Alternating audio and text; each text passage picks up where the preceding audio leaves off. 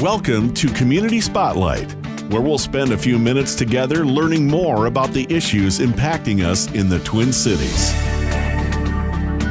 Thanks for tuning in to Community Spotlight. We want to focus on building stronger, healthier marriages in the moments ahead. You know, as we look at the new year before us, if we were to set a goal to have our marriages be stronger and healthier and better, what would be the key to making that happen? We're going to find out, get some good counsel today from a licensed marriage and family therapist, talking to Lambers Fisher, and we'd visited with Lambers not so long ago, and good to connect with him again. Lambers is with Christian Heart Counseling in the metro area. Lambers, good to have you on again. Hope you're doing well. I'm doing pretty good. Thanks for having me back. Glad to help. So let's start with that question. If we want our marriages to be stronger and healthier and better, are there some keys to making that happen? Or maybe, there's probably many keys, but what comes to mind as top priorities? Well, one of the things that comes to mind at the top, which comes up very often, is expectations. And that can come up at the top because we can have expectations about a variety of different things, expectations about ourselves, about each other, and how we respond to each other. And it's often the misunderstanding of those expectations that gets in the way. And so as we go into a new year, it's a good opportunity to say, hey, how am I doing? How are you doing? And what do you hope to accomplish? What do you hope is going to be different this year? Sometimes you can hope this will never change. You hope we keep this going, that is going well. Other times we hope that things would be different. But if we don't express those, then we're working against ourselves and working against our partners unintentionally. And so if we can clear up expectations and work together at the same goals, then things can be a lot different. Well, you say, maybe if we don't express those things, and I would think that's maybe one of the big challenges, right? We just, when it comes to some of those really intimately personal things, even though we're, husband and wife, we don't express, we don't communicate like we should.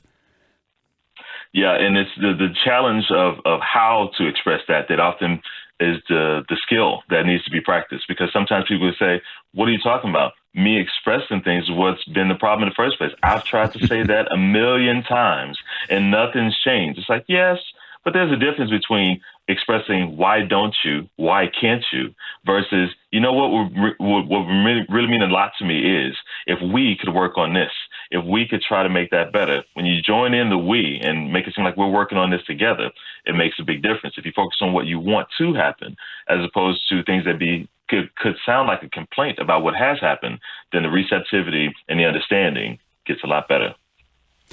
It's been a pretty interesting couple of years, or 18 months anyway. I'm wondering, as a licensed marriage and family therapist, are the challenges or issues concern that you encounter in counseling, are they different maybe this past year than they have been in previous years?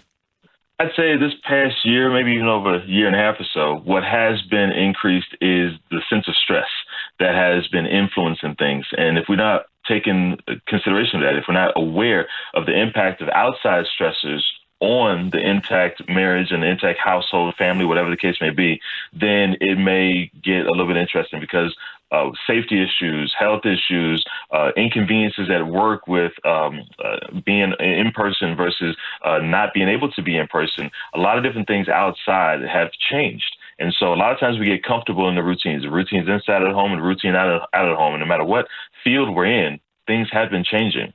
And so one of the things that can make a big difference is to allow home to be a safe space to express those frustrations and it not be about the partner. One person says, well, hey, this is frustrating. The other person says, well, what do you expect me to do about that? Well, then the conversation ended before it started, versus allowing home to be a safe place where you can be the safe ear for your partner to just express their frustrations and for you to just hear and say, I get it. That's frustrating. I don't have an answer for it, but at least here I can validate that and support that and offer that in return. Oh, then it can make a life a lot easier because you don't have to solve all of the world's problems, but you can let home be a break from that, at least in part. Are there some phrases or actions that we can take to actually make our homes a safe space and to allow our spouse so that we can have real conversations? I think that inviting those safe spaces is a good step. And just being able to say, hey, how are you doing? Is there anything you need to express? Is there anything you want to say? I want to hear you. I just want to understand. Just that can set a whole different tone to the conversation, as opposed to one person saying, hey, can we talk? Then the other person's guard goes up. Hey, is it bad? Is it about me? I want to hear what you want to have to say, but I'm listening for when it's about me. Maybe then halfway through the conversation, I realize it's not about me. And then I can start listening, but then I kind of miss the opportunity as opposed to leading with, hey, I want to invite you to share, which means the other person can say, oh, I wasn't expecting that.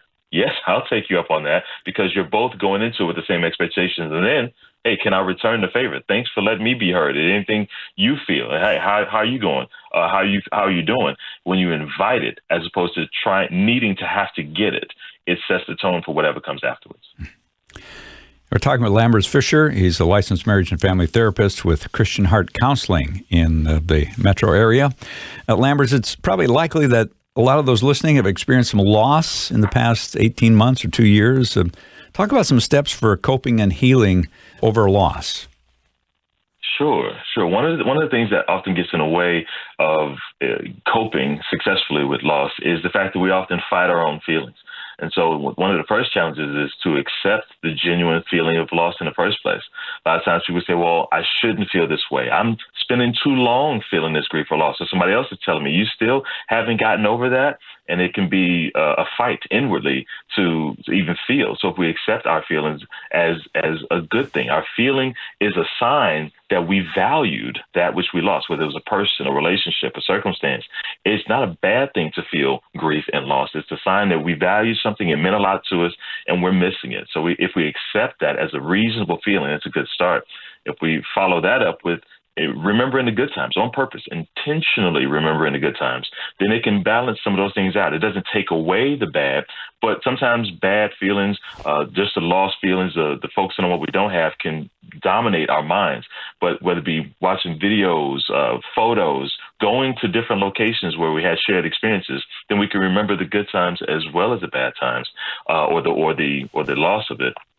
And then creating new experiences and traditions goes a long way. It's not new traditions and new experiences to replace the old ones, the ones that were lost, but so that we can continue moving forward, not move on from something that we're trying to end, but to move forward, building upon that experience so that we don't lose our future, just like we feel lost in the past.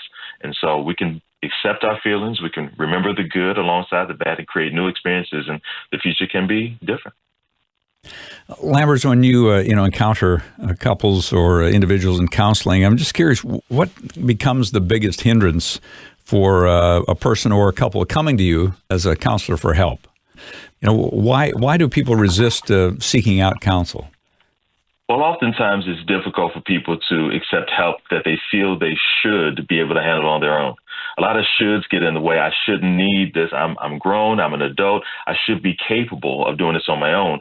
When I think it's an over evaluation of what we should be able to do. There's certain things that we can and should be able to do on our own. And there's a lot that is completely reasonable to accept help for. That it's not about you being dependent upon another person, making somebody else responsible, not being good enough. It's just reasonable because it enhances relationship. It strengthens a relationship to be able to meet someone else's need.